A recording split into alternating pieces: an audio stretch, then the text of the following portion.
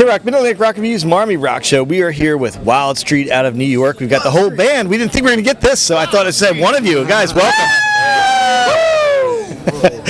So it's been already loud from the minute you walked in the building. Part of that was my partner here cheering for you guys. Yes. So, hey, the band is in the band's in the process of actually, I think, mixing right now. So tell us a little bit about the new record. What's going on with the studio? Who's producing and where you're recording? All the particulars about the album. Okay, so we're releasing a single on December 15th. It's called Raise Hell, and we've been recording it since July, and it's pretty awesome. Now, elaborate a little more. That's a long process. So where are you guys recording? Who's producing you? And tell us a little bit more about the process here. Well, it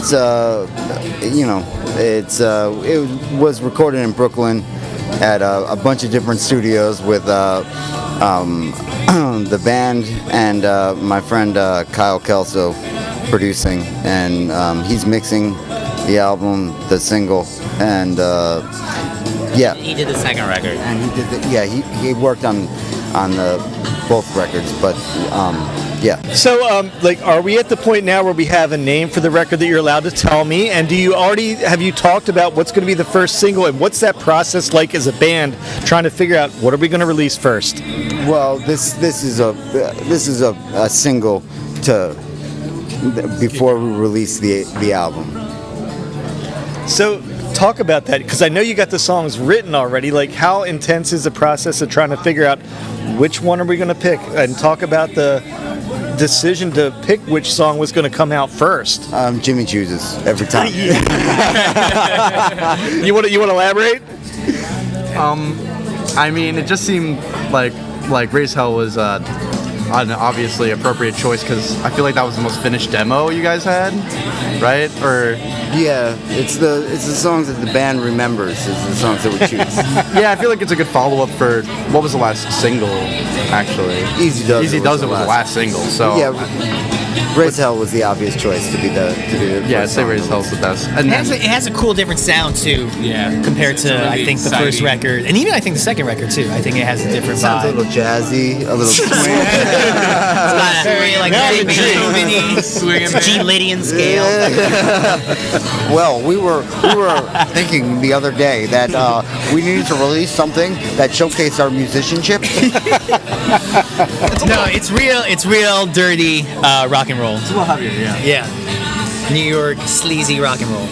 Now, you mentioned Easy Does It, and I'm going to ask, are you anticipating doing a music video? Because it's going to be tough to top a 3.5 million hit music video. We're going to do a music video, and it's going to have twice as many strippers. And that's about it. That's the only criteria, is that we get more strippers this time. Perhaps the 3.5 million hits, I don't know, but I like to think it's your musical talent that got some of those 3.5 million hits. So, has nothing to do with any thumbnails or anything. No. So you've been working hard recording. Are you guys a little itchy to keep performing now? You got a couple shows on the bill, but is it hard not performing while you're trying to do the recording work? Just like to keep busy, right? Always we want to keep the momentum there before anything. Yeah. Because since Wildstreet wasn't active for a while, it's good to keep having your name out there and have your face out there and let everyone know that it's back, even with new guys like me and Johnny and Dom. But we just want to play as much as possible now. It's just playing live music, at least personally for me, I love it. I think it's so much better. The energy is great, and that's why you do it, to play in front of people and to rock out, and have fun. And we've been we got that Irving Plaza show now in Manhattan. We're I think we're slowly playing bigger places to the point where it's kind of because Irving's 1,100 capacity, 1,000 or something like that. So it's finally building back up. You know what I mean? I think Raise Hell's really gonna do wonders for Wildstreet for sure. So I'll tell you something that's done wonders for you guys. I made my first trip to Rocklahoma this year, and you guys have basically taken over as the house band of the side stage. I mean, that's you guys now. So tell me a little bit. I'd like to hear what you guys think about Rocklahoma, because that is kind of your gig now. was fun. It was a lot of fun.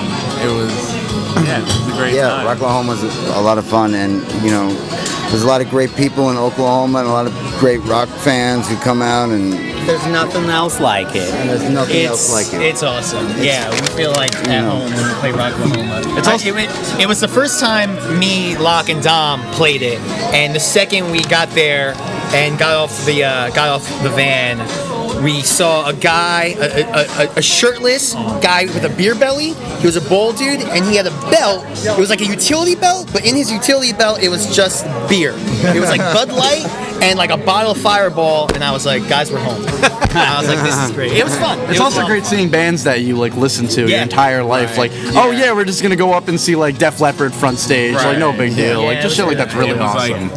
that was like probably, apart from playing Rocklahoma, and it was my birthday. Oh, it was my birthday then. But like being able to see Def Leppard, like it was my first time seeing them. I was just like, mind blown. That was definitely something to remember for me from this year's Rocklahoma. Next year, What's your guys' niche there? Like, why?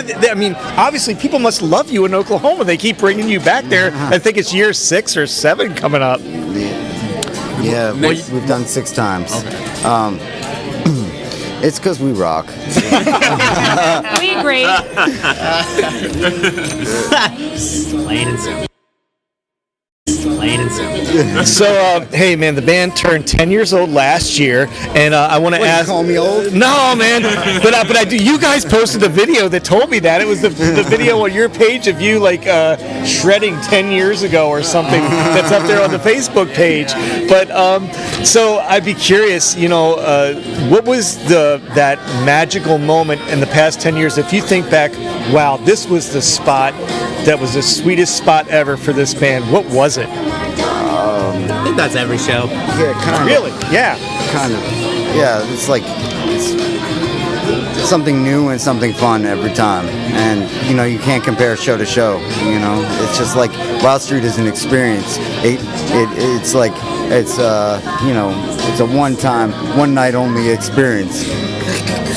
Now, I ask a lot of New York bands this, and I get different answers. It's tough being in New York City with all the competition. There's so much entertainment, going on up there. Is it tougher to play in New York City, or is it better to come outside and find people that maybe, we're here in Columbia, Maryland, where there aren't 27 things going on tonight? What works better?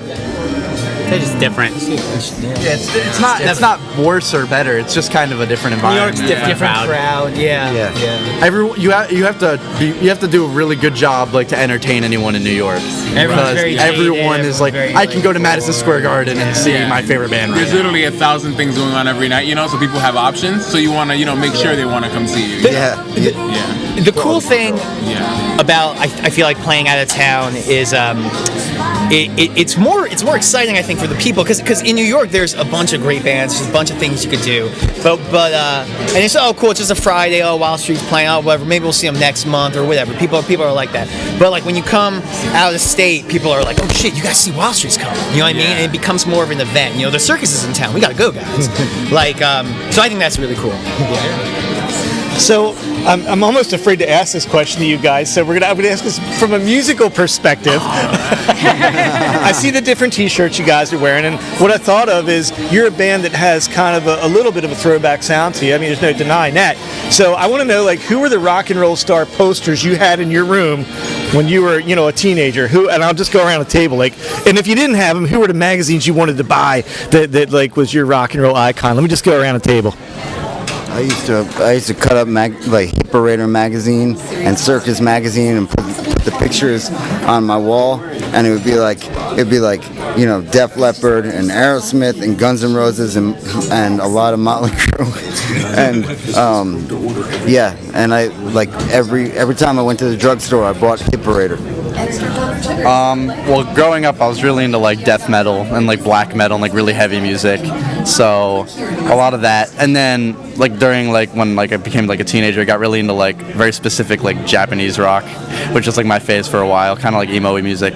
So I don't. And then I went through a really big country Lock phase. Driver on drums. It's Locke's life musical story. Yeah, I listen to a lot of music. So Locke listens to everything. Yeah, Literally everything. I mean, starting up, it was kind of, just like this kind of stuff, like, a lot of Guns N' Roses and Def Leppard Cinderella and all these bands. Like, those are my stuff. Like, that's what I like to play, and it kind of just works because this is that. I mean, it's not specifically that, but it works around that same area. It's all good. It's cool. Good. Yeah, a lot of 70s and 80s rock and roll. A lot of Alice Cooper, Guns N' Roses, Motley Crue. I had a poster of Bon Scott and I had a poster of Alice Cooper. Those were like the two big ones on the wall. And Crue and Guns, Aerosmith, all those bands. I think I just had a picture of the band Bread, the soft rock 70s band. I'm pretty sure that's what I had on my wall. I have no idea if that was a true answer or not, because I can't tell. I'm pretty sure it's true. But, that's just because I'm a lazy decorator, too. Well, we've been talking with Wildstreet out of New York. They've got a new record coming out soon, where we're going to be very excited when that comes out. So we're in Columbia, Maryland tonight. Excited to see you guys, getting big cheers from the crowd, especially my partner back there when y'all walked in the room. So thanks for being here, guys. We really appreciate it. Thank you. Thank you so much. Thank you.